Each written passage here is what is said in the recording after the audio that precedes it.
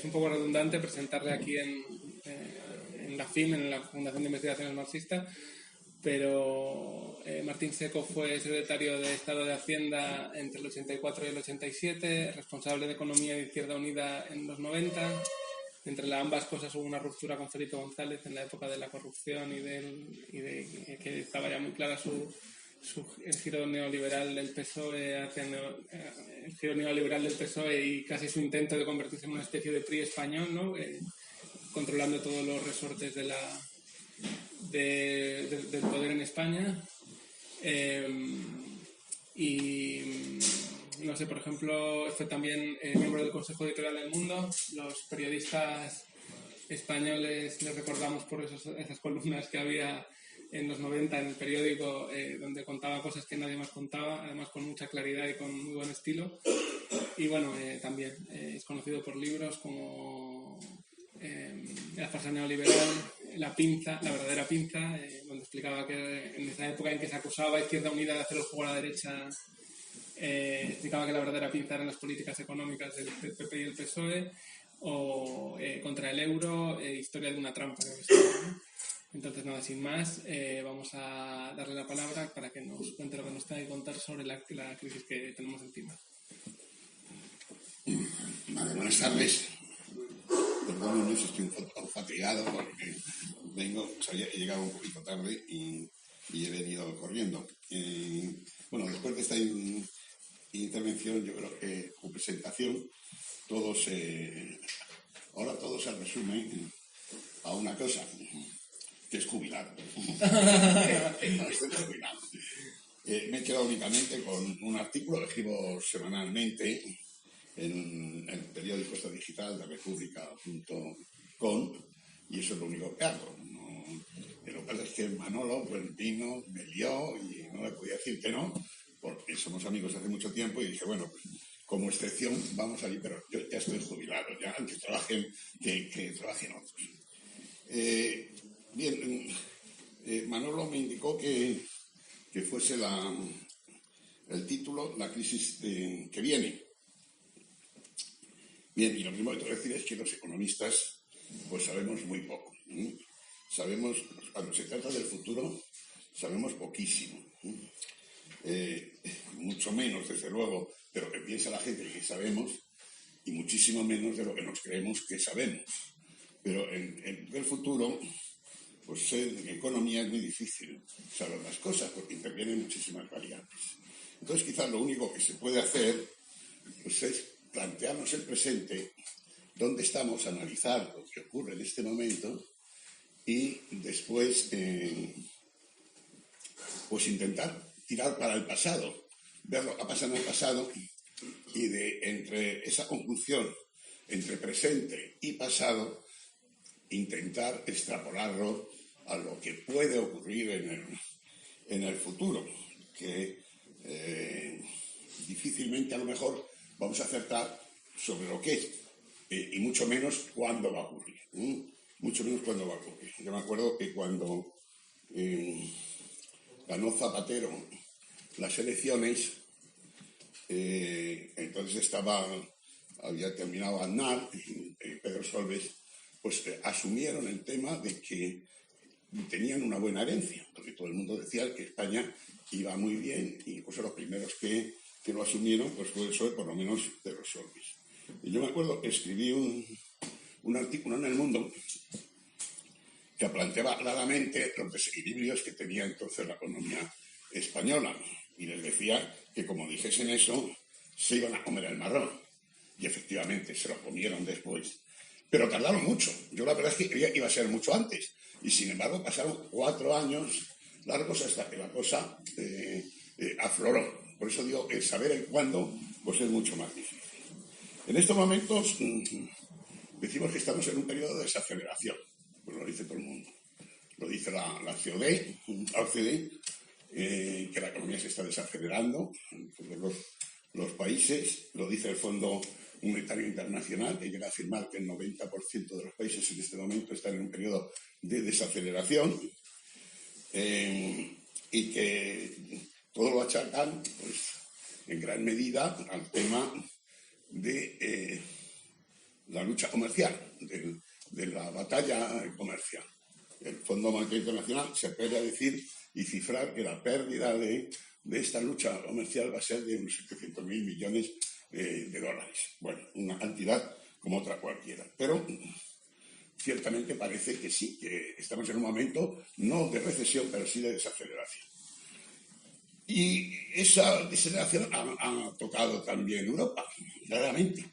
Y lo que es más, le preocupa más a la gente, que ha tocado a Alemania, porque hablan de que Alemania es la locomotora europea. Entonces, el trimestre pasado, el segundo trimestre, pues la tasa de crecimiento fue del menos 0,1, y parece que cuando salgan los datos del tercer trimestre, pues es muy posible que siga siendo menos 0,1, por lo cual entonces Alemania estará lo que llaman, o lo llaman los economistas técnicamente, en recesión, porque son 2 trimestres seguidos con una tasa negativa. El tema más preocupante es cuando toda la eurozona, pues en estos momentos está creciendo al 0,2%, que es un porcentaje pues muy bajo. Italia está prácticamente estancada desde hace tiempo y Francia está al borde de entrar en la recesión. Y España, pues la OCDE nos dice que estamos en un periodo de desaceleración más fuerte que el de Alemania, lo cual tampoco es muy extraño, porque si Alemania parte de un nivel mucho más bajo de crecimiento, pues también la desaceleración tiene que ser más baja que nosotros, que partimos de un nivel más alto. Pero bueno, tan es así el tema de la eurozona y de Alemania, que han aparecido las primeras voces diciendo que hay que cambiar esto, alarmándose. Incluso los empresarios alemanes, la sociedad de empresarios alemanes, pues han pedido al gobierno que afloje en la política de austeridad y que por un poco se olvide del objetivo de déficit cero. Y el SPD pues también lo ha dicho, inclusive algún instituto de economía. En realidad es lo mismo que viene diciendo Draghi, lo que pasa es que con un lenguaje pues más cauto, como es el lenguaje de los banqueros centrales. Pero viene diciendo que la política monetaria pues ya ha dado mucho, que estaban así, y que es necesario que los gobiernos que cojan el relevo, y que por tanto entre en juego una política fiscal expansiva. Política fiscal expansiva que es muy difícil que la puedan realizar, por supuesto, los países del sur, por el nivel de endeudamiento que tienen, y cuando no poseen una moneda propia, que por lo tanto pueden ser desequilibrados de forma inmediata por los mercados. Pero sí es muy posible y sería muy probable y bueno, diríamos, que lo hiciese Alemania, que lo hiciese Holanda, que lo hiciesen los partidos del norte, porque en Alemania, por ejemplo, pues en 10 años ha bajado el endeudamiento del 80% del Producto Interior Bruto al 61%. Y cuando en estos momentos, además, tiene tipos negativos, es decir, que puede endeudarse y le pagan por endeudarse, pues no parece que haya demasiados impedimentos para efectivamente tuviese una política expansiva, es decir, un plan de inversiones públicas, de subvenciones a grande escala, de empleo público, hiciese efectivamente que esto aliviaría desde el punto de vista de estos comentaristas. Claro, esto no lo mantiene todo el mundo en Alemania.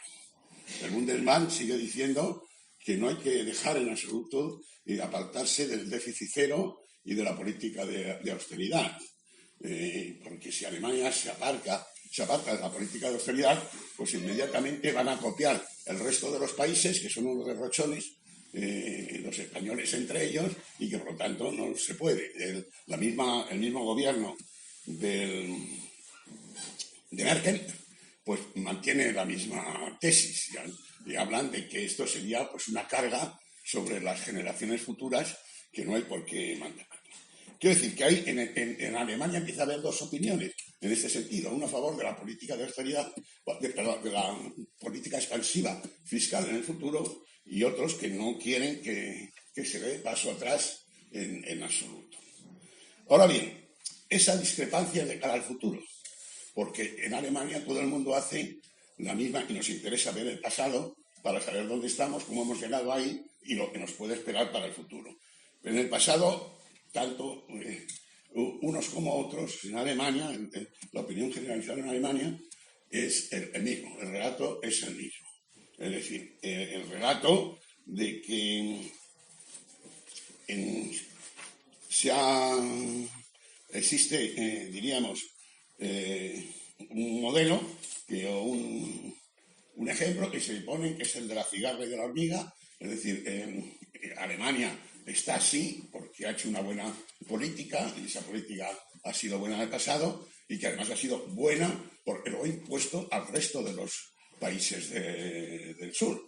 Y eso ha llevado a que los países del sur, que tenían un gran déficit del sector exterior, pues lo hayan nivelado y hayamos tenido pues 7 o 8 años de crecimiento aceptable en toda la eurozona y creciendo con un superávit de la balanza de pagos del 3%.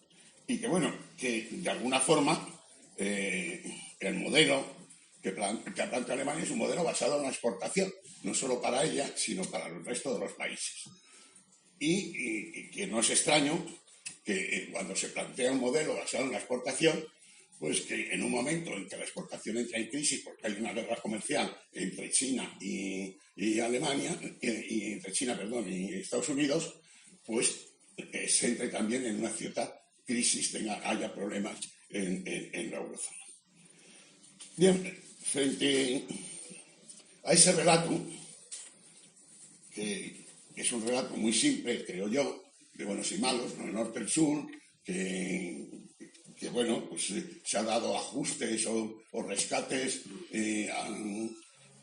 a costa de recortes y donde al final pues se ha disciplinado a los países indómitos. Hay otro relato que es coger, yo creo, y analizar más a fondo el problema de la crisis pasada y ver desde el punto de vista estructural. Y es lo que yo pretendo hacer en el libro este que saqué cuando todavía la crisis estaba en el año 10, la trascienda de la crisis, y me planteaba en unos capítulos lo que llamaba respuesta estructural, porque creía que el problema de la crisis se encontraba ahí. ¿Dónde estaba el origen de la crisis? ¿Dónde creo yo que está el origen de la crisis? Pues el origen de la crisis está claramente en la globalización. Es decir, en la globalización con su doble cara, que es por una parte la liberalización del mercado financiero total y por otra parte el libre cambio o el libre comercio. Y de la conjunción de estas dos cosas, pues realmente surge, se crea una cierta crisis que es inevitable. Y de hecho, ya había pasado, esta crisis no es la primera, ni mucho menos. Es decir, a nosotros hoy nos parece totalmente... No nos imaginamos cómo podía ser, porque estamos acostumbrados últimamente a la libre circulación de capitales. Pero la libre circulación de capitales es un fenómeno relativamente moderno. Es decir, cuando después de la Segunda Guerra Mundial se plantea Bretton Woods, pues tanto Keynes como el representante norteamericano aceptan que hay que tener políticas de tipo de cambio. Es decir, que a los países no se les puede dejar sin políticas de tipo de cambio. Y así... hay una serie de años, hasta llegar, yo creo, hasta el año 80. Y el neoliberalismo siempre planea como un solo periodo, el periodo entre el fin de la Segunda Guerra Mundial y los momentos actuales. Yo creo que hay dos periodos perfectamente delimitados. Uno es hasta el año 71, en que se termina la conversión del oro del dólar a través de Nixon, que dado la guerra de Vietnam no podía pagarlo y que entonces introduce la libre circulación de capitales. Claro, lo introduce Estados Unidos, pero eso tarda, diríamos, a entrar en el resto de los países. Y es a partir de los años 80, finales de los 70, a partir de los años 80, cuando se va aceptando pues, la libre circulación de capitales y el libre cambio. Y entonces se produce un fenómeno que antes no era tal, que es el de las crisis. Las crisis ha habido siempre, pero se ve que hay una correlación clara entre el liberalismo del sistema financiero, la liberación del sistema financiero y las crisis. Eso, en estos años, pues tenemos la crisis de Suecia y Finlandia en los años 80. En los años 80 también tenemos la de los países latinoamericanos de la deuda. En el año 94 los de México y Argentina, el sudeste asiático también en el 94 y el Brasil y nuevamente Argentina en el año 99. Durante todo este periodo vemos que el resultado de la liberalización del mercado financiero y el libre cambio terminan en crisis. Pero ¿cuál es la diferencia? Y todas estas crisis eran crisis regionales. Afectaban a unos países en concreto, a 2, 3 países, etcétera, pero no afectaban al centro de la economía mundial. Y esa es la diferencia con respecto a la crisis del 2008, que incide sobre el centro de la economía mundial. ¿Y de dónde parte? Pues parte de la liberalización del sistema financiero total, que fallan como hay en la liberación del sistema financiero, uno de los elementos que lleva consigo es que hay un desajuste entre el mercado, que se hace global, mientras que el poder político democrático se hace queda sujeto al nacional, a la nación-estado. Y entonces es incapaz, los poderes nacionales no son capaces de poder controlar a los poderes financieros que se mantienen en un nivel superior. Los órganos de regulación, los reguladores, pues no funcionan. Las agencias de calificación pues son privadas, porque no pueden ser públicas, porque el mercado es mundial y entonces tienen otra serie de intereses. Aparece la titulación, porque los bancos quieren dar más y más créditos, y entonces en las titulaciones no se tiene en cuenta el riesgo, porque al banco no le importa el riesgo, puesto que lo va a transferir al resto de los países. Bueno, llega lo de las hipotecas subprime, que todos conocemos y tal. Pero, ¿por qué llega eso? Pues hay una contrapartida de todo eso, que es el libre cambio. El libre cambio va unido a la liberación del sistema. El libre cambio, que aparece con David Ricardo y con Adam Smith, etcétera, dice que la mejor política en la línea del comercio internacional es la libertad absoluta. Lo cual aparentemente podría tener su sentido, es decir, es aplicar a la economía internacional pues la división del trabajo, el principio de división del trabajo, es decir, que cada país se especificase en aquellas cosas en las que tiene ventaja comparativa. El problema es si algunos países no tienen ventajas comparativas en nada, y entonces se produce el desequilibrio claro, y aparecen países con superávit en la balanza de pagos y otros con mucho déficit, y eso al final no casa, porque claro, con el tiempo no se puede tener siempre superávit y siempre déficit. No, al final el que produce tiene que ser el mismo que compra, porque si no hay un desajuste total. Pero bien, los partidarios del libre cambio lo solucionaban de una forma muy simple, y hasta cierto punto pues parece con cierta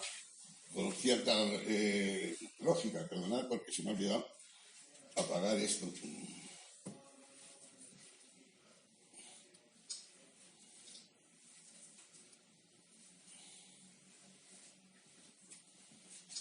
Son máquinas infernales. Sí.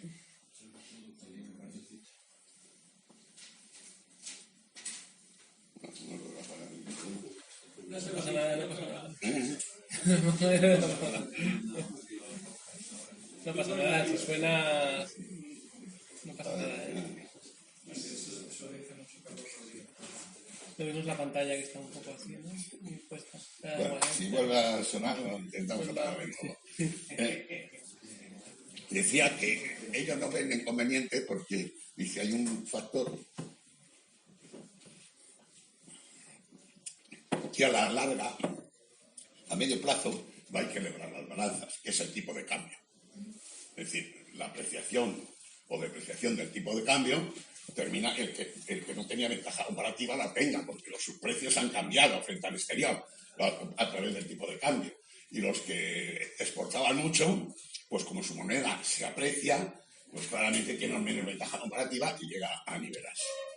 Todo eso está muy bien, si efectivamente el tipo de cambio fuese libre. Pero claro, la flotación nunca es una flotación limpia. Siempre hay flotación sucia. Y entonces es donde empiezan los inconvenientes. Los inconvenientes en la crisis pasada estaban claros. Es decir, China maneja el tipo de cambio, el yuan, como quiere, porque su estrategia es desbordar el tema de las exportaciones. Y se produce pues una serie de desajustes en el comercio internacional que están fundamentalmente, se podían especificar por una parte China y por otra parte Estados Unidos, pero son muchos más países que crean, voy a enseñar porque no podía, pero más o menos este tema de la balanza por cuenta corriente. En el año 80 vemos que apenas hay déficits y superávits, y sin embargo nos vamos al año 2007 y tenemos los países que tienen claramente superávit, que son China, Hong Kong, Japón, Indonesia, Corea, Malasia, etcétera, y los países que tienen claramente déficit, que son Estados Unidos, Australia, Canadá, la Unión Europea y Sudáfrica. Ese desajuste, ahora hablaremos de la Unión Europea, ese desajuste solo se puede permitir porque hay libertad de circulación de capitales, es decir, hay déficits con una cuantía muy grande porque hay cómo financiarlos. A través de la libre circulación de capitales llega capital y financia esos déficits. Pero el capital, lo mismo que entra, el dinero caliente, lo mismo que entra, sale. Y entonces se produce realmente la crisis. El paradigma del año 2007, pues, aunque es de muchos países, pero realmente el paradigma es China y Estados Unidos. China tiene un superávit tremendo y Estados Unidos tiene un déficit muy importante. Es decir, que China presta a Estados Unidos para que Estados Unidos compre los productos chinos. Pero claro, eso no cuaja. ¿Qué pasa con Europa? Pues con Europa parece que no interviene en esto, porque en la Unión Europea existe un cierto equilibrio en la balanza de pago. La eurozona, en su conjunto, tiene un cierto equilibrio en su balanza de pagos, en balanza por cuenta corriente. Pero dentro ocurre todo lo contrario, es decir, que tenemos una Alemania que realmente está exportando muchísimo, y con Holanda y con algún otro país, mientras que en materia de los países del sur, es decir, España, Grecia, etcétera, pues están con unos déficits muy importantes, porque se ha entrado en el euro, hay una misma moneda, que es el euro, y entonces, claro, se pierde competitividad en unos países, pero no hay manera de recobrarlas, porque no pueden depreciar la moneda. No juega el tipo de cambio que decíamos antes. Y entonces,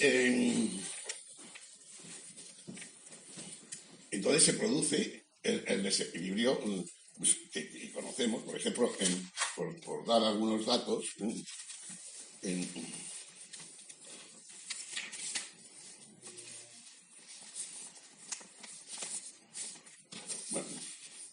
en Alemania llega el 2007 con un superávit del 7,6%, que es una burrada, mientras que Grecia pues tiene un déficit del 11 y pico, y mientras España tiene un déficit del 10,1, ¿no? Y Portugal lo mismo, el 11 y pico. Es decir, que se ha producido el sistema, la Unión Monetaria ha permitido que unos países tengan un superávit muy fuerte y otros países un déficit muy fuerte. Cosa que si no estuviese en la Unión Monetaria nunca hubiese pasado, porque el mercado hubiese forzado la corrección por el tipo de cambio, que es lo que pasó en el sistema monetario europeo. En el sistema monetario europeo, ciertamente, no se llegó. Si ahora en el 2007 España llegó a tener un déficit del 10%, con el sistema monetario europeo, cuando tuvo un déficit del 3%, realmente el mercado lo obligó a hacer 4 devaluaciones de la moneda. Y además el sistema monetario europeo saltó por los aires y tuvieron que ampliar las balanzas, etc. Pero claro, cuando tú has fijado el tipo de cambio de manera ya ineludible, eso no funciona. O funciona mucho más tarde y con unas consecuencias mucho mayores. Porque como Grecia, España, etcétera, habían financiado su déficit, pues a través de los bancos que se llaman como locos a dar créditos a los bancos nacionales. Pero los bancos nacionales, para dar esos créditos, pidieron créditos a los bancos extranjeros. Y a los bancos alemanes, que tenían un excedente, porque tenían un superávit su balanza de pagos, un excedente muy grande de Holanda, Alemania, que se lo da a los bancos españoles, y los bancos españoles producen financian, diríamos, ese déficit. Claro, todo va bien hasta que de pronto cunde el miedo.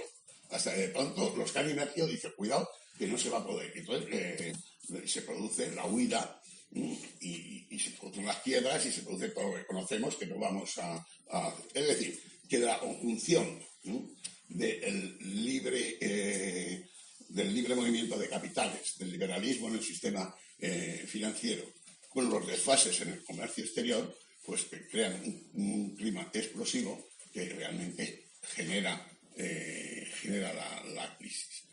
Cuando es en el sudeste asiático, pues la crisis ocurre en el sudeste asiático. Cuando es en Latinoamérica, es Latinoamérica. Pero cuando resulta que afecta a Alemania, a China, a Estados Unidos, pues la cosa es muy distinta.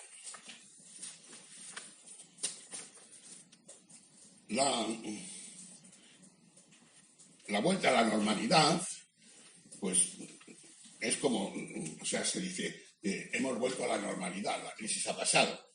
Pero no es cierto, no se ha vuelto a la normalidad. Es decir, hay una serie de parámetros que ya no vuelven a la normalidad en absoluto. Por ejemplo, España, que tenía un endeudamiento público del 35%, pues ahora tiene un endeudamiento del 90 y tantos por ciento. Porque, claro, ha tenido que pagar a los bancos para que pagasen a los bancos alemanes y franceses.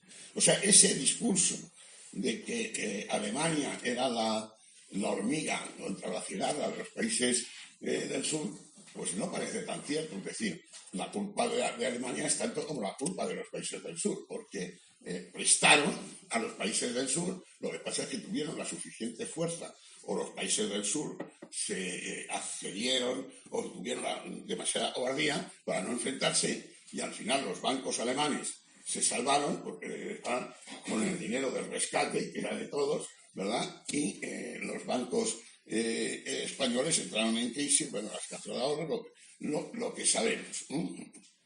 Lo que sabemos. Centrándonos en la Unión Europea, es cierto que se produjo ese fenómeno de que pasar de un déficit, por ejemplo, en Alemania, en el 2007 o el 2008, del 11% o del 10%, hemos pasado a no tener déficit por balanza de cuentas corrientes, incluso algún superávit. Y esto pasó lo mismo en Portugal, en Alemania. O sea, es cierto ese paso. Ahora, ¿a condición de qué? Pues a condición de que ha sido de una devaluación interna brutal, es decir, de someter a las sociedades de los países del sur a unos ajustes durísimos. Yo confieso que nunca imaginé que se pudiese pasar. Yo era de los que decían que el tema tenía que saltar por los aires, porque no me imaginaba que pudiese llegarse a pasar de un déficit por cuenta corriente a un superávit, porque decía, bueno, cuando empecemos, si salimos de la crisis, cuando empecemos a crecer, otra vez el déficit vuelve a aumentar. Sin embargo, el ajuste fue tan enorme en todos estos países, impuesto, claro, por el tema de la Unión Europea, no, más que por la Unión Europea, por los mercados, porque los mercados nos hubiesen tirado para atrás, claro. Es Unión Europea y mercados, porque el Banco Central Europeo, al quedarnos sin moneda propia, no teníamos defensa frente a los mercados. Y el Banco Central Europeo solo estaba dispuesto a defender, como vimos en Grecia, a condición de los rescates, ¿no? Yo confieso que no pensaba que eso pudiese ocurrir. Y bueno, por Krugman, que era otro de los, vamos, era uno de los mayores defensores de que el euro no tenía futuro y que tenía que iba a estallar el tema del euro, que iba a romperse, pues cuando esto ocurrió, escribió algún artículo diciendo que confesaba su error, pero confesaba su error, su equivocación, porque nunca pensaba que unas sociedades occidentales como la española, la Grecia, etcétera, pudiese someterse a esos ajustes y que tolerasen ese tipo de ajustes. Entonces, la solución de la crisis vino, por una parte, por la deflación interna de estos países, que con un coste brutal en recortes del sector público y en recortes de salarios, costes, etcétera, ¿no? Y por otra parte, la otra partida fue la actuación del Banco Central Europeo con la política monetaria, que salió en ayuda de los países que estaban contra las cuerdas. Cuando España tenía pues un 500 y pico de prima de riesgo. Pero, ¿dónde nos encontramos ahora? Y esto es lo importante. Nos encontramos, por una parte, el mismo Draghi ha dicho, la política monetaria ha llegado ya al nivel máximo. Es muy difícil que, bueno, toda una teoría, mejor que yo, el tema de Keynes, cuando decía que se puede llevar al abrevadero al caballo, pero no se puede obligar a beber. Es decir, se puede inundar de dinero en el mercado, pero si la gente, los bancos no dan créditos o no invierten, pues no se logra nada. Llega un momento en que no se logra nada. Entonces, las políticas monetarias sin política fiscal tienen un límite clarísimo, que no pueden seguir. Esto Draghi lo lleva diciendo hace relativamente tiempo, pero es que ya ahora lo he dicho de una forma mucho más dura, mucho más clara, que es en el último discurso que tuvo, dijo claramente que las uniones monetarias, que no conocía ninguna unión monetaria que no fuese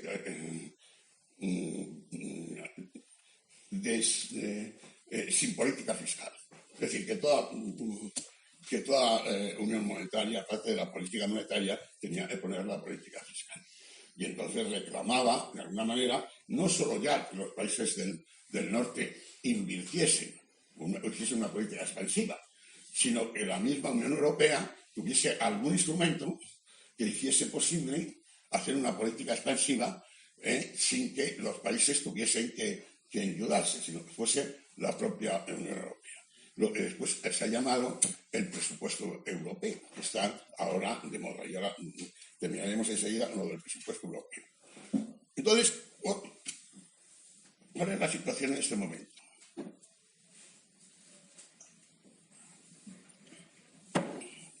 La situación en este momento es que la política monetaria es muy complicado que pueda salvarnos en una futura crisis. La política fiscal, vamos a ver que realmente los países del norte no van a querer lo más mínimo, y yo dudo mucho que a los países del sur se les pueda someter a una devaluación interna como se les sometió en la época pasada, y si se les somete, pues puede ser una batalla campal, o por lo menos llegaremos a perder todo lo que Europa tenía como Europa. Bueno, entonces, la situación es realmente grave, porque cuando ocurrió lo del 2007 o 2008, los mandatarios internacionales se asustaron mucho. En en el G8 y en el G20 se reunieron, dijeron que había que meter había que corregir todo el tema de la autogobernanza o de la autorregulación, que era necesario poner correcciones al sistema financiero, tal, pero eso al final no se ha hecho prácticamente nada. Yo me acuerdo que Sarkozy dijo aquello famoso de que había que refundar el capitalismo. Bueno, pues de refundar el capitalismo, nada de nada. Entonces es muy difícil ver cómo va a ocurrir el tema. Yo tengo la idea de que efectivamente, pero no ahora, sino desde la misma crisis del 2008, cuando fue saliendo, es decir, bueno, hemos salido de momento, pero los problemas, por eso decía al principio, los problemas estructurales no están solucionados. Por lo tanto, la amenaza de una nueva crisis está ahí. Y en cualquier momento puede venir. Y cuando venga una nueva recesión, pues no tenemos los mecanismos de defensa en la salud. Porque cabría la política fiscal, que sería lo lógico. La política monetaria, y cuando hablo de política fiscal, me refiero a la unión fiscal, es decir, a una unión presupuestaria, lo que hablábamos antes, un presupuesto que fuese un instrumento anticíclico, que funcionase como funciona en cualquier otro país o en cualquier estado, que junto a la unión monetaria, pues hay una unión fiscal. Y hay un presupuesto del 30 y tantos, del 40, el país más liberal, que puede ser a lo mejor Estados Unidos, pues tiene un 30 y tantos de presupuesto, que sirve precisamente para corregir lo que se puede producir por la unión monetaria. Eso aquí no lo tenemos. Tenemos el presupuesto, como se dice, de la Unión Europea es del 1,20. Macron ha salido diciendo que había que aprobar había que crear un presupuesto de la eurozona, y bueno, Pedro Sánchez se le ha unido enseguida y tal, y bueno, hace una semana o 10 días salieron a bombo y platillo diciendo que habían creado el presupuesto. Me acuerdo de una editorial del País tremendamente triunfalista, que me recordaba exactamente cuando salió Felipe González trayéndose los fondos de cohesión de Europa, que parecía que con eso se había solucionado todos los problemas que iba a tener la Unión Monetaria. Bueno, pues ahora lo mismo, diciendo, bueno, esto es un comienzo, esto es un principio, tiene muy poca cuantía, tal, pero en el futuro nada, porque tan poca cuantía que parece que se va a reconstruir el fondo con 17.000 millones de euros. 17, y de los cuales con solo el 20% va a ser de tipo anticíclico, que son 3.400. Bueno, he hecho los cálculos y el 17.000 millones es el 0,01 del Producto Interior Bruto de la Unión, de la eurozona. Quiere decir que, bueno, en lugar de tener 1,2, pues tendremos el 1,21. Claro, con eso no se soluciona en absoluto el tema de la política fiscal. Aparte de cómo está planteado el tema, que como digo, el 20% es anticíclico, 3.400 millones, pero al mismo tiempo el resto funciona como un fondo más. Es decir, lo único que han hecho es aumentar un fondo, pues con los de cuestión, con los de que se va a repartir entre población y renta per cápita, es decir, va a ser un reparto un poquito progresivo, porque ningún país puede tener más del 70% de su o sea, nadie puede tener más del 70% de lo que correspondería de media, y por lo tanto, pues bueno, ni desde el punto de vista de redistribución, ni desde el punto de vista de ser un instrumento anticíclico, pues tiene ningún sentido.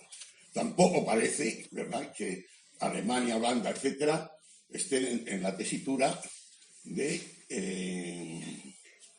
querer hacer una política expansiva. Ya lo hemos dicho al principio, que ni el Bundesbank ni el partido de Merkel pues estaban en la idea. Pues entonces la cosa pues realmente es complicada, muy complicada. Y yo diría, bueno, no sé cuándo será, pero sí sé que dadas estas situaciones, antes o después tendremos una recesión pues si no de ese, el mismo calado, a lo mejor mayor. Y puede ocurrir, y yo lo escribía en el prólogo precisamente las contradicciones de la unión monetaria, pues sea el detonante que pueda hacer saltar la globalización por los aires.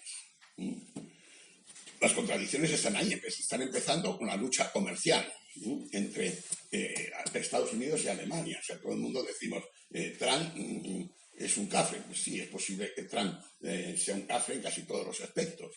Pero en este aspecto no le falta un parte de razón, porque todos estaban viviendo y han estado viviendo, tanto China como Alemania, del déficit de Estados Unidos. Y entonces dice, bueno, hasta aquí hemos llegado. Ha sido Trump, pero podría haber sido quien fuese. Eso indudablemente va a crear mucho más ruido, mucho más problemas que si no se hace nada. Pero es que no hacer nada no podía continuar. ¿Por qué Trump se mete con China? Que además es dentro de la oscuridad de China. Parece ser que ha corregido bastante lo del tipo de cambio y lo de ha entrado más en un modelo no de exportación, sino de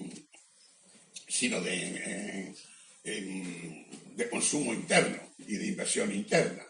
Bueno, pues porque el comercio entre los dos, China tiene superávit con respecto al comercio que tiene con Estados Unidos, y Estados Unidos déficit con China. Claro, eso es irreal, porque después, mezclando todo, realmente el tema no es China, es la Unión Europea, es Alemania, porque no lo he dicho, pero claro, lo que se deduce de todo lo anterior es que si bien los países del sur hemos llegado a equilibrar la balanza por cuenta corriente, Alemania, Holanda, etcétera, sigue teniendo unos superávit mayores que lo que tenía antes, del 8%. La eurozona en su conjunto tiene un superávit del 3%. Claro, la eurozona es una fuerza económica tremenda, un nivel del 3%. O sea, que realmente Trump ataca a China, pero más que China sería la eurozona. Por eso cuando dicen, no, es que el déficit, la recesión o la crisis que viene del exterior. Viene porque hay una guerra comercial entre China y Estados Unidos. Bueno, sí, pero realmente el origen no es tan exterior. Está aquí, que es mantener un superávit, un modelo que no se puede mantener, que es el modelo de exportación a todo trance de China sin ningún o poco consumo interno, ¿no?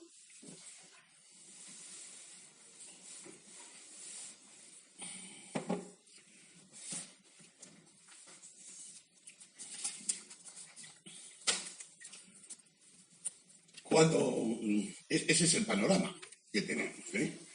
Puede ser que los datos que hay ahora sobre la mesa, sean unos datos pues puramente coyunturales.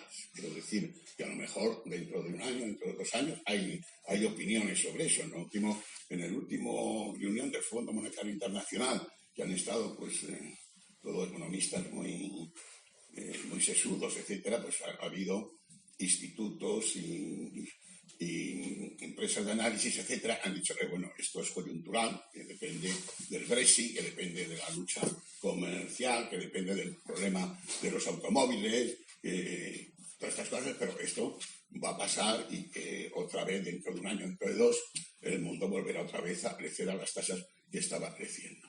Puede ser que sea cierto, pero también puede ser cierto que las contradicciones sean más, y se llegue a un nivel que el tema salte en Europa y como consecuencia, porque los problemas de Europa los está trasladando al exterior.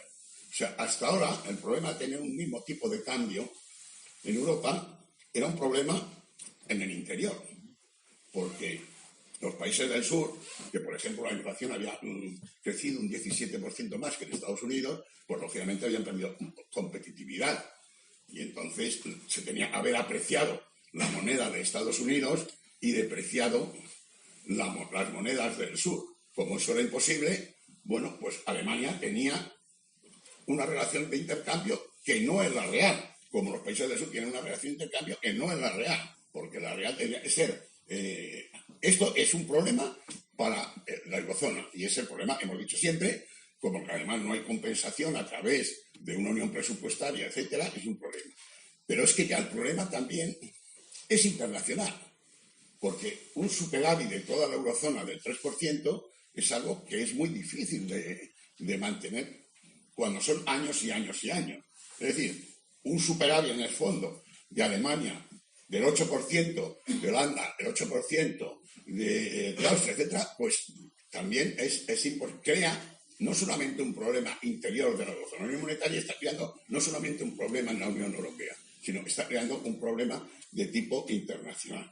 Por eso yo pienso que, decía al principio, es muy difícil decir qué va a pasar, pero sobre todo es muy difícil decir cuándo va a pasar. Pero yo lo que sí me arriesgo es a decir que en algún momento va a pasar. Es decir, que esto, lo he dicho siempre, la unión monetaria pues no se puede mantener. No se puede mantener porque no se puede, se llama el fantasma que parecía que iba a romper el euro, se ha corregido en parte a través de las devaluaciones internas de los países del sur. Pero eso no se puede seguir manteniendo, ¿verdad? Devaluaciones internas de los países del sur. Y la política Alemania, pues la política monetaria vemos que ya no hay caso. Yo terminaba el libro de la trastienda de la crisis, terminaba el libro con lo siguiente, una postura bastante positiva, que si me permitís os lo voy a leer. Digo, no es solo el mercado financiero que necesita regulación. El neoliberalismo económico ha introducido en todos los mercados el caos y la anarquía.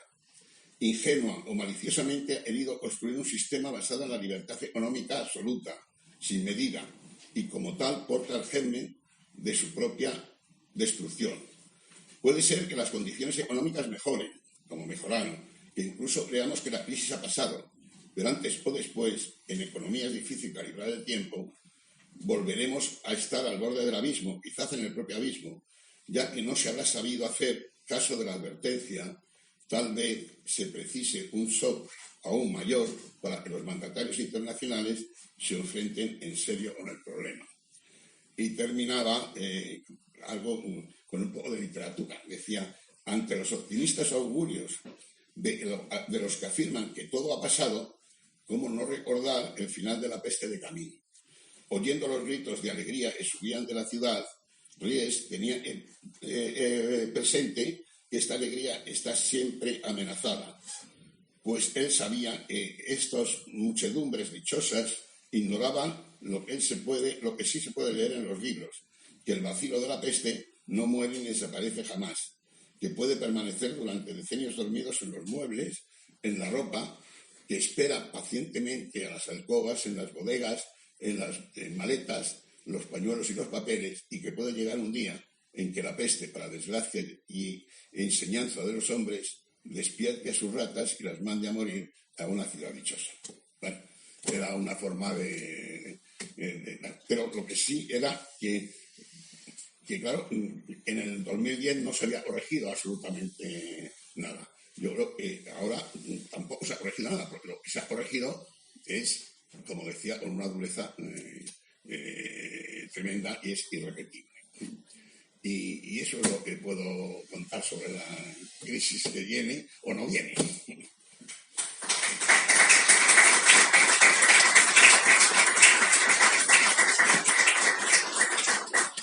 Bueno, pues abrimos el turno de preguntas. Os pediría que fueran eso, preguntas, no ponencias. Y quien tenga algo que preguntar, pues que lo diga. Y perdonad porque os habéis dado cuenta que he tenido que ajustarme porque me están poniendo unos implantes y tengo un provisional. Y entonces los provisionales siempre son malos. Me voy a presentar, ¿no? Una pregunta muy rápida. En tu planteamiento hay una cosa que no has comentado y que para mí es la clave que te va a dar la respuesta a cuándo se va a producir la crisis. Y es la financiarización y dónde hay una burbuja. Entonces, si identificas dónde ahora hay una burbuja, que la hay, y ya que está allí, tendrás la crisis. ¿Dónde está la burbuja? ¿La tienes en la deuda corporativa estadounidense? Yo no veo tan claro que haya una burbuja en este momento. Que te lo voy a identificar, está cuantificada.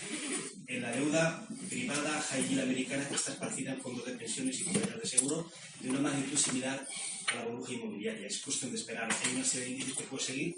El día que estalle, pues esta desaceleración acabará en crisis. Yo sé que hubo, cuando la crisis pasada, muchos economistas que echaron la culpa a los bancos centrales que habían dado mucha liquidez al tema. Yo no he sido de esa opinión nunca, porque al contrario, yo creo que los bancos centrales han actuado dando mucha liquidez cuando el tema estaba en situaciones fatales, y si no lo hubiesen dado, estaríamos mucho peor.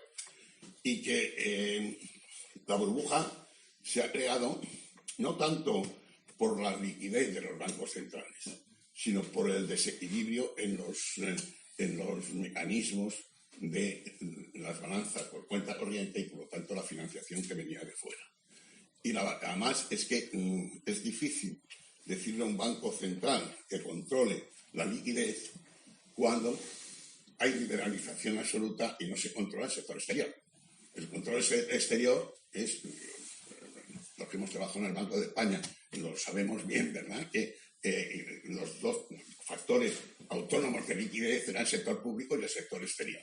Claro, si no controlas lo que viene del sector exterior, pues puedes hacer todas las políticas contractivas de los bancos centrales. Lo único que sirve es para deprimir la economía o por lo menos para no solucionarla. Entonces, yo no creo que en estos momentos haya una burbuja, porque lo que hay precisamente es que no se invierte.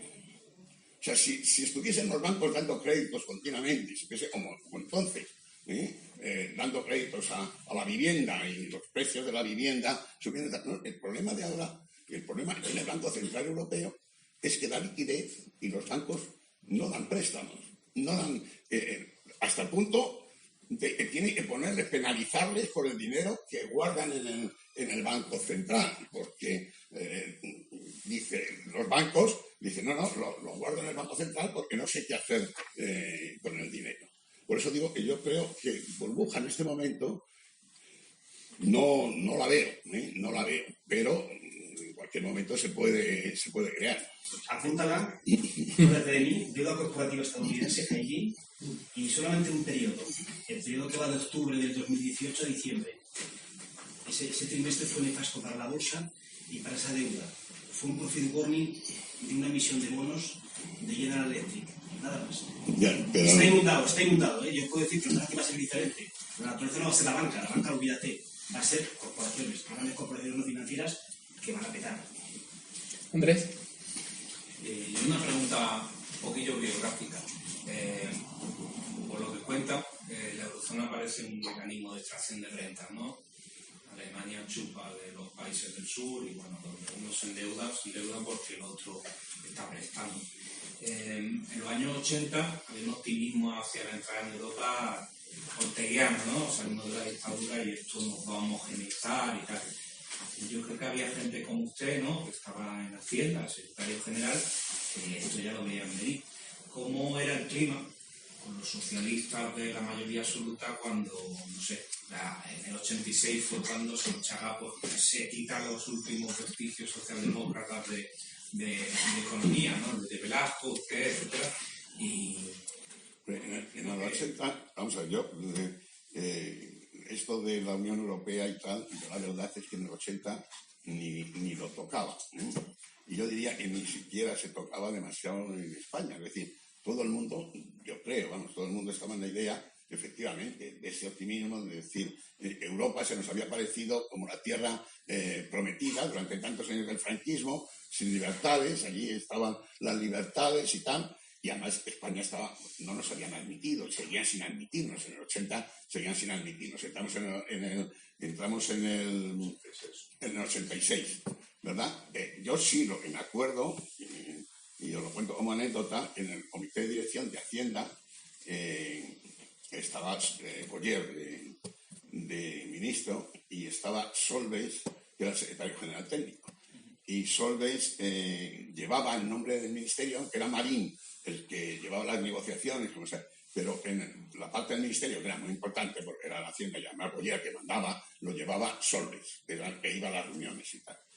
Y llegábamos al comité de dirección y se decía Boyer a Solbes, Pedro, ¿cómo van las negociaciones del mercado? Y Solbes, que es un tostón, empezó a decir, pues mire, hemos negociado las patatas, que no sé qué, la leche, que tal, y se está media hora diciendo cómo iban las negociaciones de ese tipo, ¿no? Y yo entonces estaba demasiado liado con los problemas de control de gasto público, de la hacienda pública, de los impuestos, que no pagaba nadie impuestos, etc. Yo después estuve en el 86, pues me invitaron como otros muchos a la firma del tratado y tal, y bueno, pues ahí estuvimos, pero yo la verdad es que tampoco entonces estaba en esa línea. Yo empecé a preocuparme del tema en el 89, cuando entra el acta única y entra la libre circulación de capitales en Europa. Y entonces ahí es donde empiezan ya las cosas, y sobre todo a partir de Maastricht. Yo tomo conciencia sobre todo a partir de Maastricht, porque digo, una unión monetaria sin una unión fiscal, sin un presupuesto comunitario, pues es un desastre. Y es cuando empiezo realmente a escribir en El Mundo, tal, a criticarlo. Pero yo en el 80 era de un ingenuo sobre este tema, me refiero, ¿no?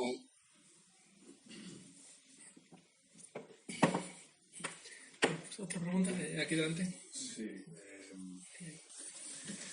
Digamos que Europa se ha puesto las cadenas como el mago Houdini, ¿no?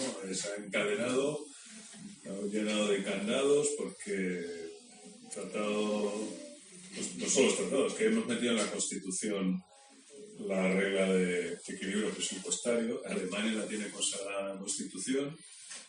Yo creo que hay más países europeos, creo que Italia también lo ha metido en la Constitución, con lo cual, y como dices, la unión fiscal ni está ni se la espera, y además Alemania yo creo que se opone con ferocidad a la unión fiscal.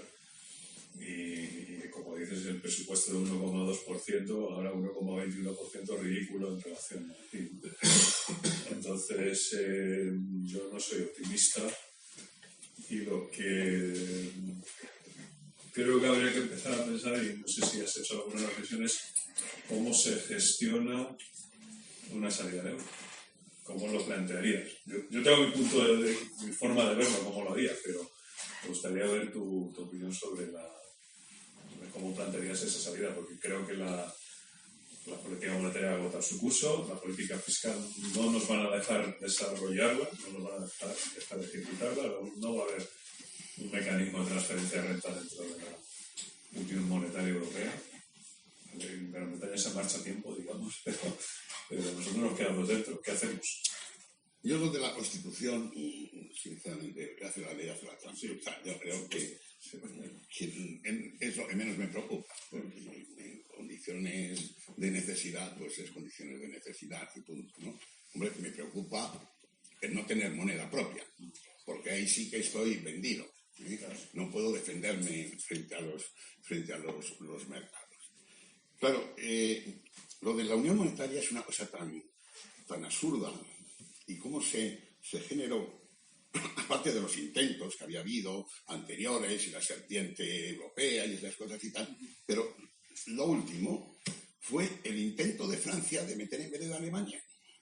Alemania no quería hacer la unión monetaria, y lo que iba a hacer y lo que quería hacer era la unión alemana.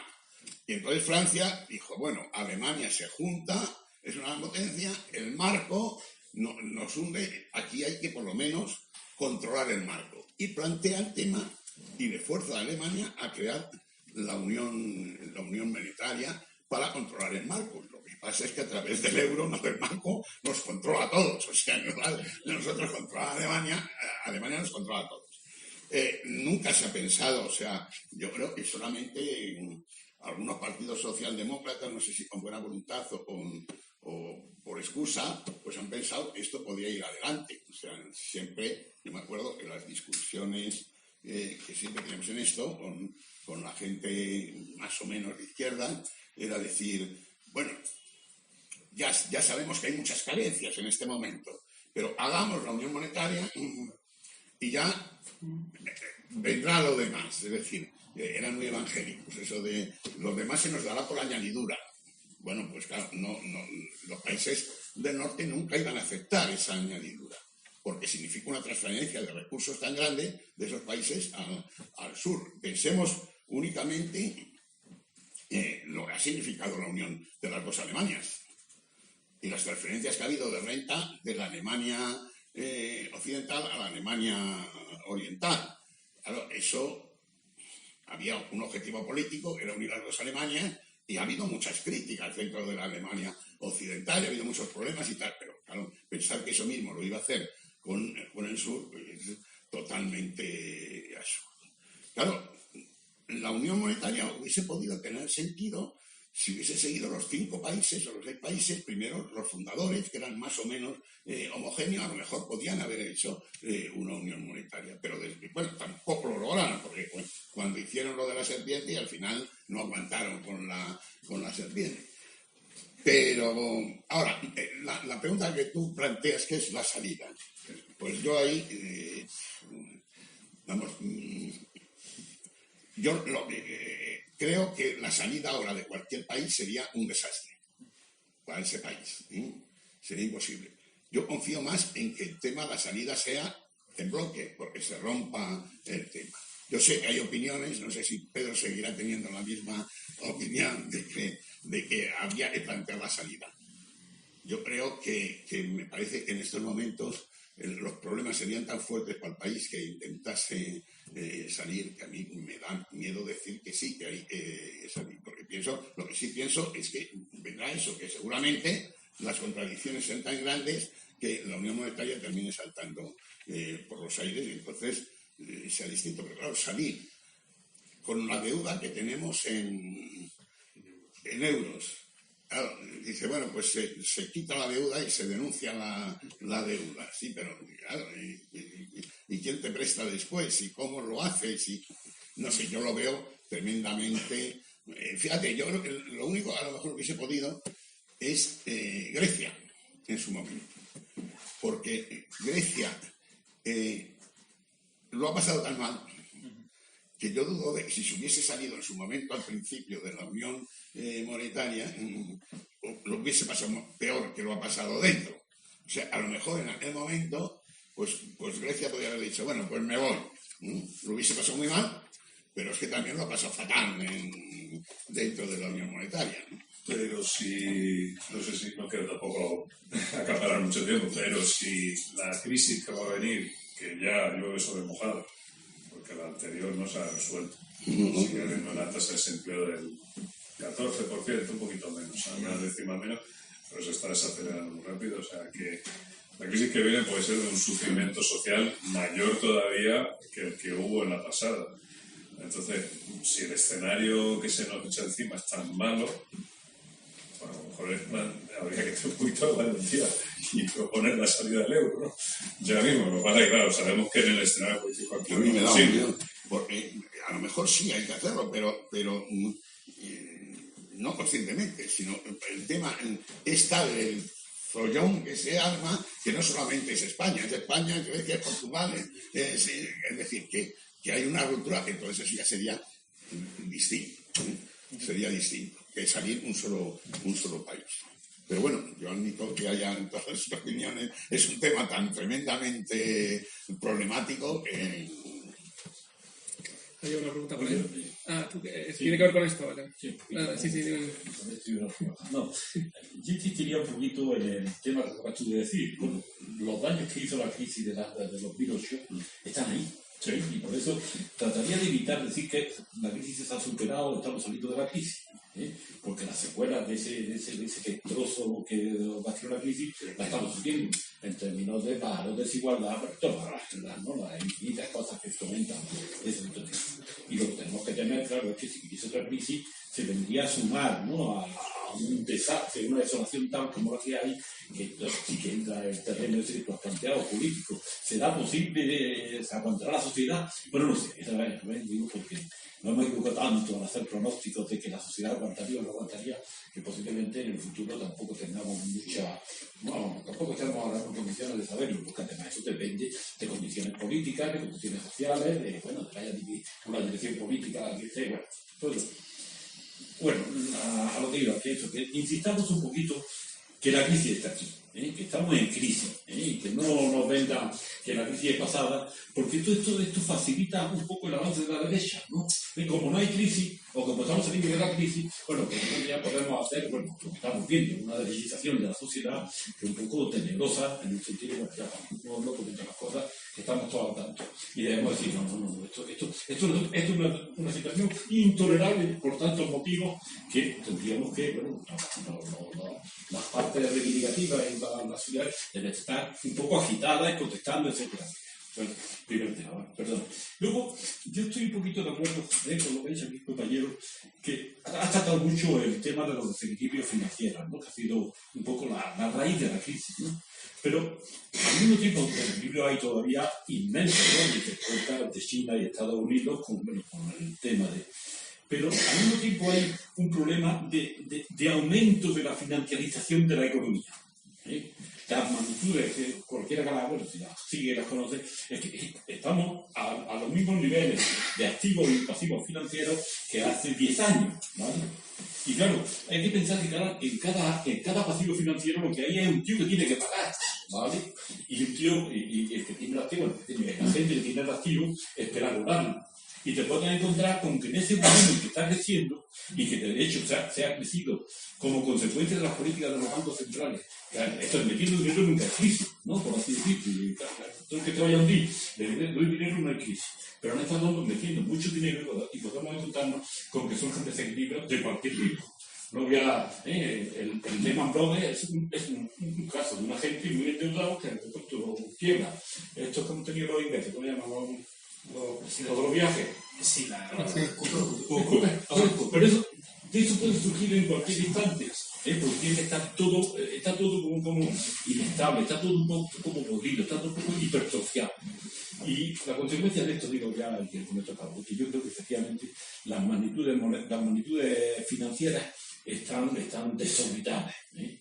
Y si uno ve eso, las políticas del Banco Central, tanto de Japón como de la Reserva Federal, como del Banco Central Europeo, eso dan idea que han tratado de amortiguar la crisis a través de crear mucho dinero. Al punto que estamos de eso, que ya hoy no tienes que están los tipos de interés como... Y lo único efecto de que si hay una recesión, yo no estoy seguro de que podamos estar hablando de una crisis normal otra vez, ¿no? Necesito ahora no encontrar acelerado cuando pase el año, 2 años, empezamos otra vez. Posiblemente la recesión desencadenará unas explosiones financieras que, bueno, pero llevarán más bien a una crisis, no voy a decir si más grave, menos grave, una crisis que nos remita a la que hemos pasado desde el año 2008 al 2019, en la que todavía estamos, como he dicho, construyendo las... Sí, vamos, yo estoy de acuerdo con... todo depende del tema de nombres y de nomenclatura. Es decir, cuando hablamos de crisis, pues estamos hablando normalmente de crecimiento del Producto Interior Bruto. Entonces, eso ha pasado de tener unas tasas negativas a tener positivas. Ha pasado de una tasa de desempleo de no sé cuánto. Ahora, que los desajustes continúan, eso es indudable. No hay más que mirar, pues eso, el endeudamiento que tienen los países en este momento, por ejemplo, dentro de la eurozona, que no tenían antes. La tasa de desempleo, por ejemplo, en España, que después de haber crecido otra vez, seguimos con una tasa alta. La productividad, que es que estamos creando empleo a base de crear empleos basura. Claro, dice, es que los salarios están horribles y tal. Sí, pero es que el empleo que se está creando es que es basura, es auténticamente basura. Y entonces eso, o sea, que sí, estoy totalmente de acuerdo que los desequilibrios están ahí. Y estoy totalmente de acuerdo, no sé si lo he dicho claramente, que yo soy también prudente, no quiero decir cómo va a ser la crisis futura, pero yo también participo del hecho de que lo que más más probable es que sea una explosión, que lo que decía, que puede ser una explosión del euro que se transmita al resto del sistema. Es decir, la globalización, lo decía también al final del libro, la globalización en el siglo XIX se salió de ella a través de 2 guerras mundiales y una crisis del 29 de caballo. ¿Cómo vamos a salir de esta? Si es que vamos a salir. Pues indudablemente va a ser una explosión clarísima, con muchos problemas. No es lo que se ha hecho hasta ahora, ha sido poner parches, ¿no? Pero incluso me atrevo a decir que podría ocurrir que fuese precisamente las contradicciones de la Unión Monetaria las que hiciesen explotar el sistema internacional con la globalización. ¿Ahí había una pregunta? Yo sí tengo un par de preguntas. Sí. Tengo una duda de qué ventaja habría un programa de estímulo fiscal controlado directamente por la Unión Europea, que me parece que es lo que ha sugerido, es decir, que el presupuesto de la Unión Europea pasara de suponer el 1 al 30, como por ejemplo cambiar el estatuto del Banco Central Europeo y que el Banco Central Europeo pudiera prestar directamente a los estados. O sea, esa es una duda. Creo que ambas posibilidades son absolutamente imposibles, pero creo que una refuerza una organización internacional o una organización política que tiene grandes reticencias por todos lados de darle más poder, y que la otra, en el fondo, es un cambio ante austeridad, o sea, algo que siempre el Banco Central alemán se ha puesto. Y luego, no sé si en todo el análisis que hace contempla alguna cuestión la variable ecológica, crisis de materiales, crisis energética, y cómo eso también puede ser un factor quizás novedoso para la próxima crisis que no ha estado presente en los anteriores. Y sin una mini reflexión, yo no estoy del todo de acuerdo en que el colapso de la moneda única sea mejor que la decisión de una salida soberana. Es decir, un hard Brexit no es mejor que un Brexit con acuerdo. O sea, porque el colapso no es colapsa y en mitad de la crisis nos juntamos todos y decimos, venga, hablamos ordenadamente, sino el colapso del euro es todos contra todos y que el último que apague la luz. O sea, no sé si se contempla eso también a la hora de una salida desordenada del euro. Es que creo que el Brexit quizás se le está magnificando, porque yo creo que hay una diferencia fundamental, que es que no está en la Unión Monetaria, Gran Bretaña. Y si nosotros no estuviésemos en la Unión Monetaria, otra cosa no. Por eso digo que no es exactamente eso. En cuanto cuando yo planteo el tema de la Unión Presupuestaria, son dos aspectos. Uno es la función anticíclica que podría tener y que la podría hacer, pues como en un Estado, el gobierno federal, y lo podría hacer Europa en lugar de hacerlo los Estados distintos. Y también que se hubiese de redistribución, de una distribución que la Unión Monetaria crea desigualdades y desequilibrios entre los países. Entonces, también, como ocurre en cualquier Estado, ¿verdad?, hay regiones pobres y regiones ricas. Y entonces la unión fiscal hace que haya transferencia de fondos de unos a otros. Entonces, ese es diríamos, el modelo que tendría que en el fondo es copiar el modelo de cualquier Estado. Lo de que el Banco Central Europeo diese créditos a los Estados, bueno, de hecho los está dando. Por eso el Bundesbank está tan cabreado con Draghi, porque está dando a través de comprar. Pero claro, hay una diferencia, que es que como los Estados no les dejan tener déficit, pues claro, no les da, pero es lo que hay. Al final el déficit es el mismo, porque los Estados no pueden tener déficit, no hay política expansiva. Hay una teoría de algunos que es sugestiva, que es que hablan de la política cuantitativa en lugar de darlo a los bancos, darlo a la sociedad. Es decir, el Banco Central Europeo cuando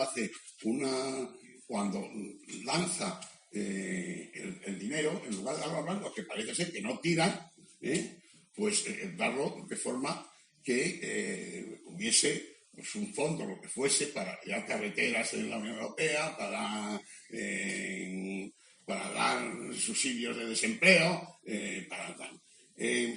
Claro, bien, pero yo creo que es un tema muy alambicado y que además, si no quieren otra cosa, solamente van a querer eso los países del norte. Es decir, si no están dispuestos a hacer una política expansiva, ellos, que es para ellos, si tampoco están dispuestos a crear un presupuesto que lo controlarían más o menos ellos, no van a dar autorización al Banco Central Europeo para que haga esta política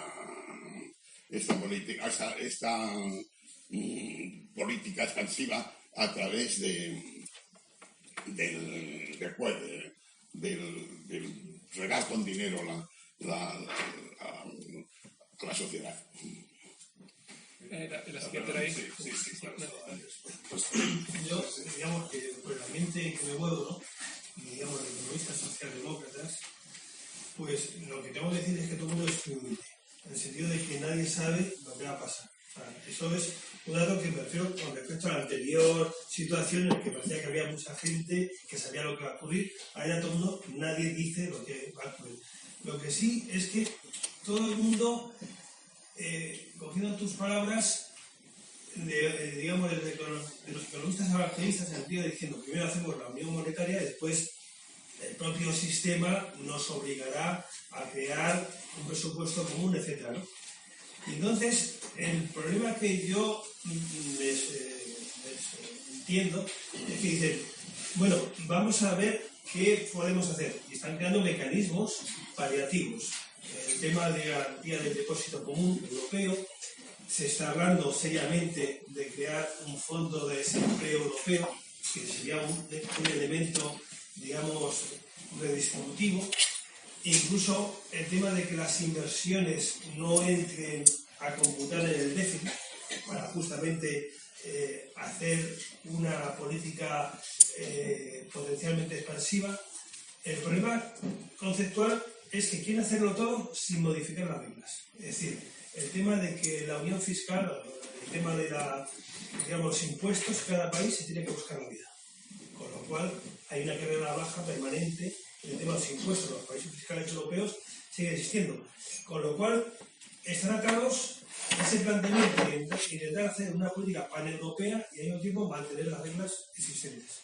Y aparte que hay países que bloquean cualquier tipo de decisión, digamos, paneuropea o unitarista. Con lo cual hay un bloqueo institucional relevante.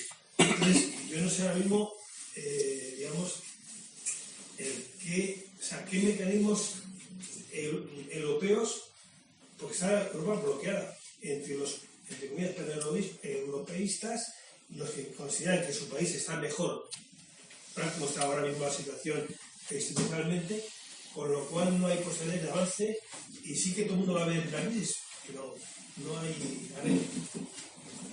Claro que todas esas cosas que hablas son cantos a la galería, o brindis a la galería, porque llega uno, Monti, por ejemplo, que planteó la unión bancaria y parecía que aquello iba a ser porque, bueno, la unión bancaria, hace no sé cuántos años de la unión bancaria, y la unión bancaria lo único que ha hecho es que, bueno, ha unido los temas de supervisión y de no sé qué, pero lo que es transferencia de fondos, es decir, coger que realmente la unión monetaria subvencione cuando los bancos en crisis, o incluso algo más simple, que mantuviese el seguro de garantía de depósito.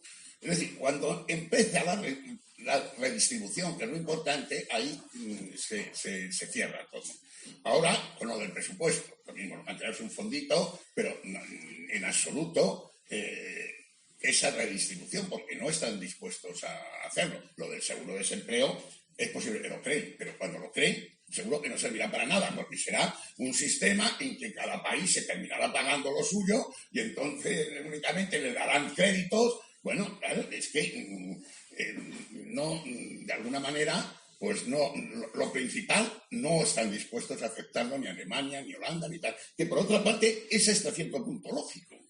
Es hasta cierto punto lógico, porque significa una transferencia de recursos tan grande de los países ricos a los países pobres. Hemos hecho además una Europa que es que la renta per cápita de Luxemburgo o la renta per cápita de Alemania no tiene nada que ver con la renta per cápita de los países del este, de algunos que han entrado, o de la misma Portugal o de Grecia. Y, claro, es hacer una unión de verdad, eso es imposible, pero ahí está la ingenuidad o como lo queramos llamar, de los países del sur de haber aceptado este tinglado, ¿vale?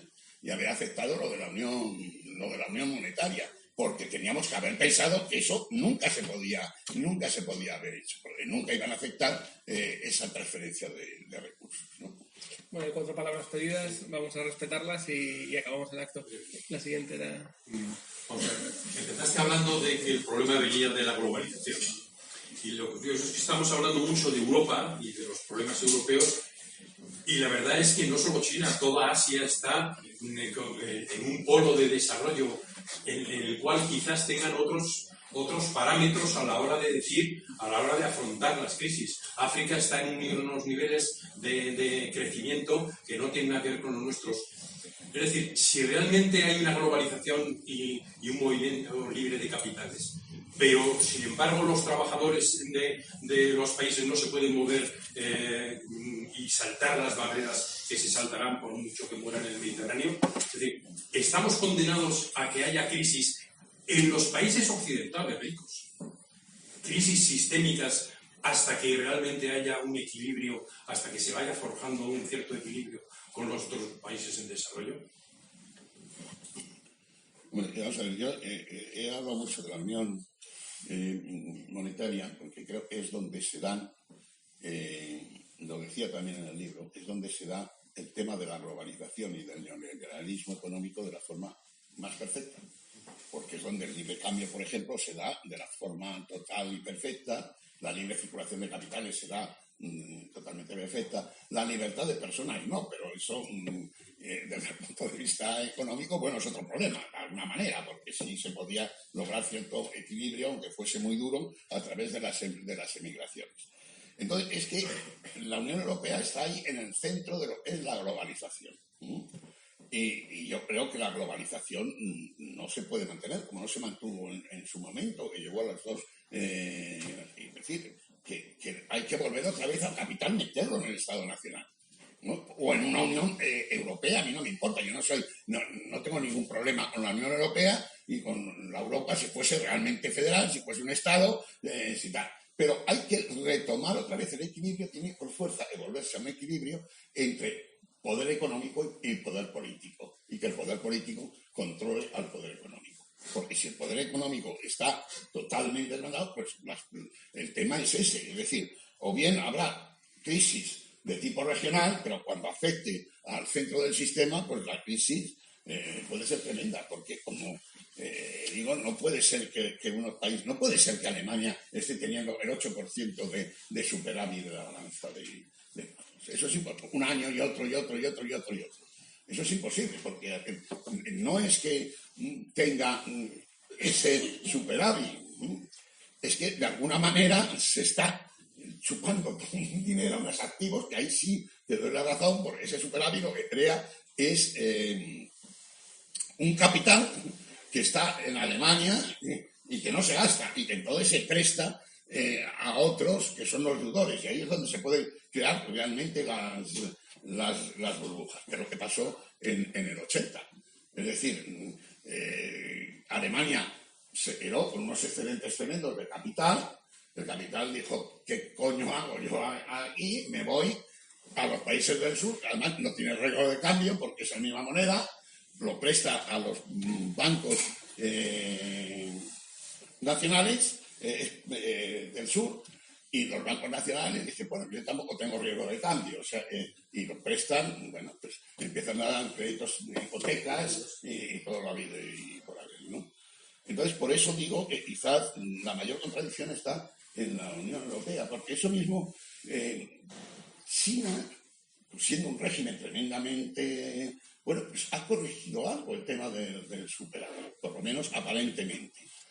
Sin embargo, Alemania no, porque está, diríamos, encerrado, le protege el tema de la unión monetaria, porque si no, Alemania tendría que el marco tendría que subir para arriba. Pero como es la misma moneda que la de Grecia, pues indudablemente no puede subir para arriba. O sea, que eso es lo que le protege, es la coraza que protege a Alemania frente a lo que sería de otra manera.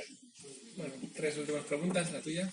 Sí, me parece que si nos planteamos que no se puede salir o que para salir tenemos que salir más o menos todos, en este tiempo, pero tenemos también la exigencia de hacer política anticíclica. Entonces, ¿cómo puede un país unilateralmente,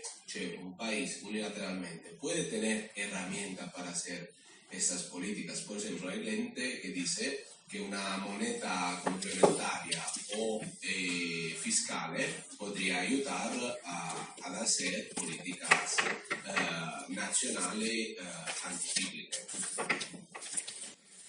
Sí, yo en el libro de Contra el Euro puse al empezar una frase que se le atribuye a Rothschild, que decía así: dejadme emitir y controlar el dinero de una nación y no me preocuparé de quién escriba las leyes. Es decir, lo que quiero decir, eso quizás la izquierda todavía no lo entiende, no lo entiende la izquierda de este país, por ejemplo, que es que hemos perdido la soberanía. Es que no, decimos, podemos hacer muy limitadamente, mientras estemos global. Hemos perdido gran parte de la soberanía, porque un elemento fundamental de la soberanía es el dinero. Y entonces ya no es que las autoridades europeas nos vayan a limitar o que vayan a tal, no, sino es que cuanto estás sin moneda y te puedas defender, indudablemente, si además te enfrentas con las autoridades europeas y el Banco Central las sigue, pues indudablemente te lanza los leones. ¿Qué es lo que le pasó a Grecia? Eso es lo que pasó a Grecia. O sea, dijeron, no, nosotros aquí nos plantamos y tal. Duraron 3 días.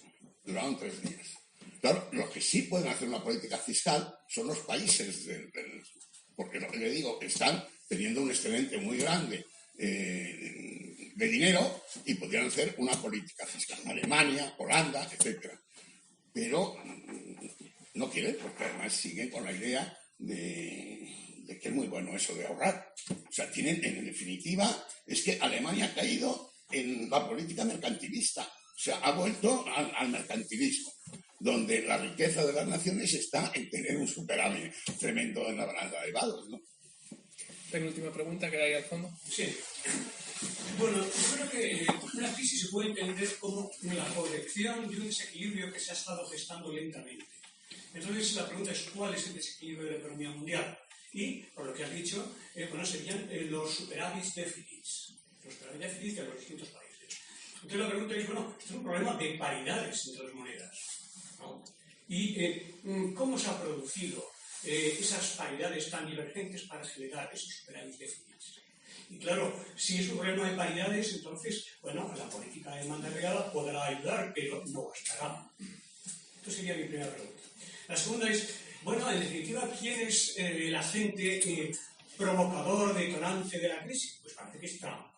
Y entonces, la pregunta es, ¿Trump lo que pretende con el establecimiento de aranceles es corregir el déficit por 40% de Estados Unidos? ¿O es un arma que utiliza como fuerza de negociación para la carrera entre potencias que hay entre China y Estados Unidos? Es decir, para entender la crisis tenemos que decir, bueno, hay un desequilibrio. Entonces, ¿cómo se corrige el desequilibrio? Pues reduciendo Estados Unidos déficit, por ejemplo.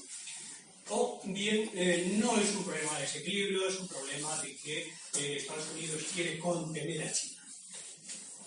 Y utiliza, pues, las probabilidades de hacer daño económico, de limitar el crecimiento económico para lograrlo. Es un tema de paridades, ciertamente tú lo has dicho. Bueno, pero las paridades, ¿cómo se forman? Claro, es mi pregunta. ¿¿Cómo se forman? Pues China clarísimamente ha formado la paridad como ha querido, porque manejaba el tipo de cambio. Bueno, porque Estados Unidos ha dejado de invertir en deuda pública americana. Sí, claro, bueno, claro, pero es que si no deja, ¿no? Invertir en deuda pública y financiar el déficit de Estados Unidos, pero es que si no financia eso, no le compran los productos y no tiene el superávit. Es decir, si cambias el libre cambio y dices, no, ni este país y el otro no, que lo está haciendo Trump en este momento, claro, el tema cambia. En Europa, ¿cómo está el tema? Es un tema de paridades, pero Alemania controla su paridad a través de controlar la unión monetaria. Sí, pero ¿cómo ¿cómo se forma la paridad euro-resto del mundo? Sí, pero es que ya no es el problema del euro, porque el euro es un conglomerado heterogéneo. Y entonces la moneda no se puede apreciar porque hay unos países que tiran para abajo. Y tampoco se puede depreciar porque hay unos países que tiran para arriba. Es decir, es una contradicción total el tema de la unión monetaria, que tengan el mismo tipo de cambio países tan diferentes. Sobre Trump, pues yo no sé cuáles son es muy posible que tenga razón. Es decir, yo no lo sé, pero es muy posible que tenga razón además, por muchas manifestaciones que ha hecho Trump. Parece que en algunos casos claramente está utilizando el tema este como arma política, incluso como arma económica en cosas muy... Bueno, es arma política. Cuando, por ejemplo, en Europa pues mantiene el tema de que dan poco dinero para la OTAN y la financian poco y tal. Es posible eso. Pero no es menos cierto que hay un problema de fondo. ¿Sí?